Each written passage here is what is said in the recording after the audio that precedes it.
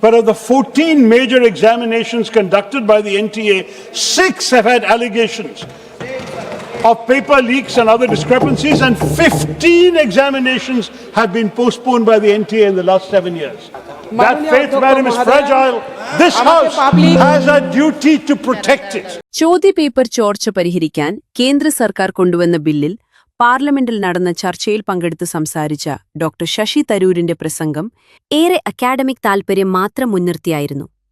വിഷയത്തെ രാഷ്ട്രീയത്തിനപ്പുറമായി കണ്ട് രാജ്യത്തെ വിദ്യാർത്ഥികളുടെയും യുവാക്കളുടെയും ആശങ്കകളെ അതേ വൈകാരികതയിൽ ഏറ്റെടുത്തുള്ള ശശി തരൂരിന്റെ പ്രസംഗം രാജ്യം ആകാംക്ഷയോടെയാണ് വീക്ഷിച്ചത്. ചോദ്യപേപ്പർ ചോർച്ച തടയാൻ ഈ ബില്ല് എന്തുകൊണ്ട് പര്യാപ്തമല്ലെന്ന് തരൂർ കൃത്യമായി വിശദീകരിച്ചതോടെ തുറന്നുകാട്ടപ്പെട്ടത് കേന്ദ്ര സർക്കാരിന്റെ ആത്മാർത്ഥതയില്ലായ്മയായിരുന്നു.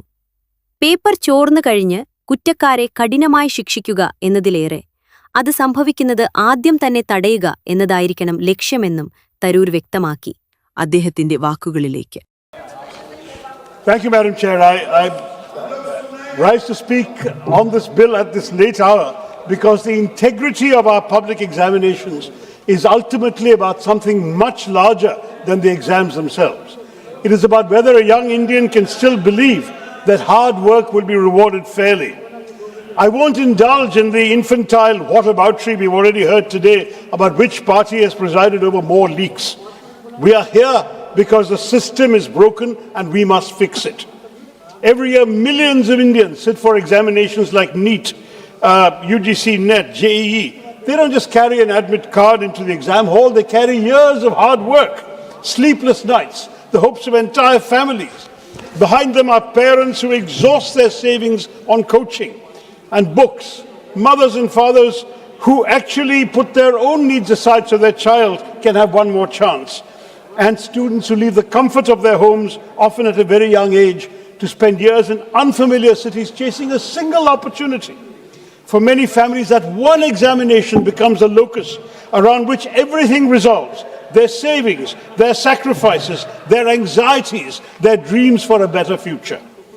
All these students asking the government are, give us a fair chance and let our performance decide the rest.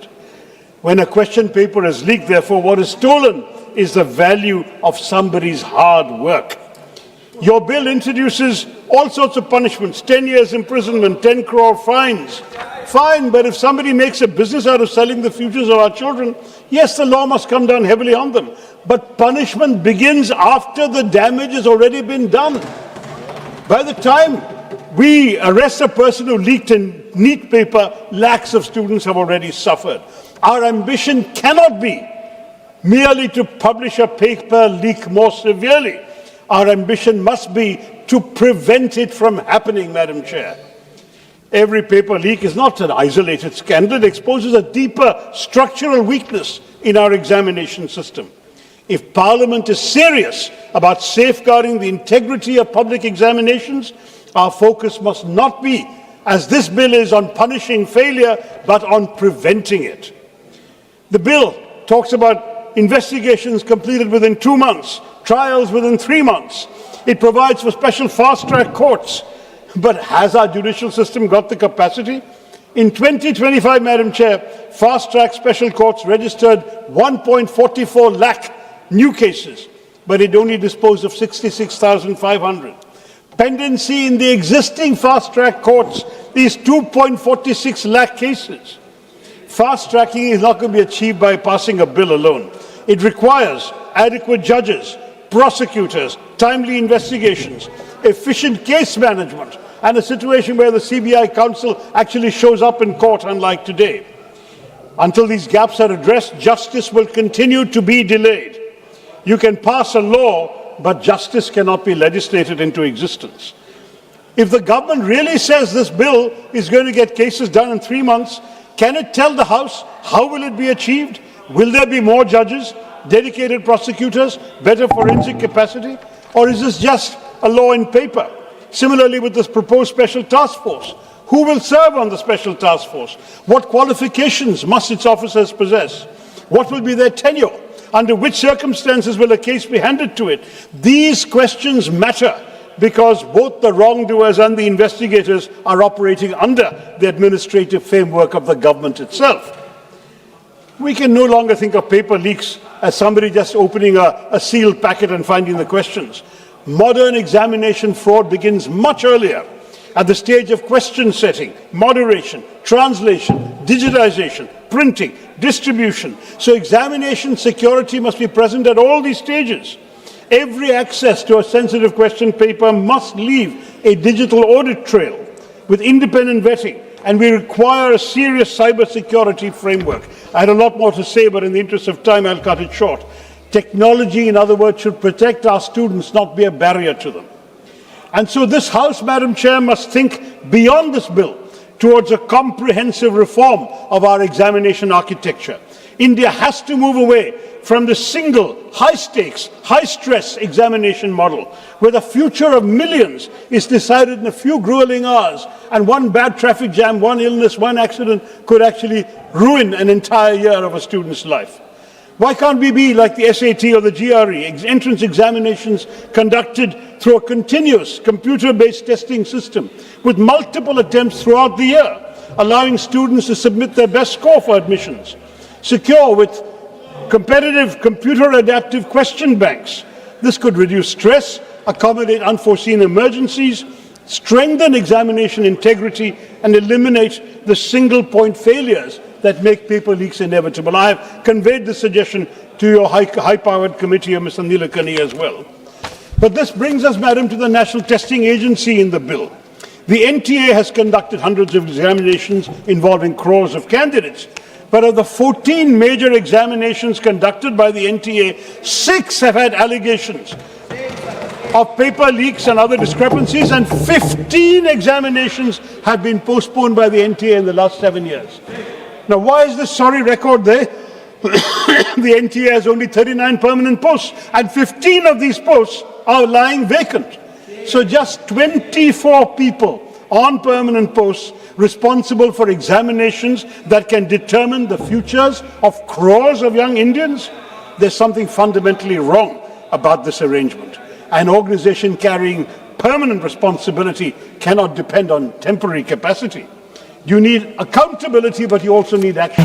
The NTA needs strong, permanent, professional coverage, specialists in various fields, from exam administration to psychometrics, logistics, data protection, cybersecurity, fraud detection. It needs an internal security architecture, and let me say, when something goes wrong, somebody must be held responsible. There must be accountability. There must be action. After the failures of 2024, why again in 2026? Accountability must be real. But why, Madam Chairman, have these examinations acquired such extraordinary power over the lives of young Indians? In NEET 2026, more than 22 lakh candidates appeared in an exam for 1.4 lakh medical cases, ma'am. Think of what that means for an 18-year-old. We've created a system in which so many people are competing for so few opportunities. And the result is coaching centers, a black market for unfair advantage. That's why these leaks are happening. And that's why the student suicides have increased from 8,000 in 2014 to 14,600 today.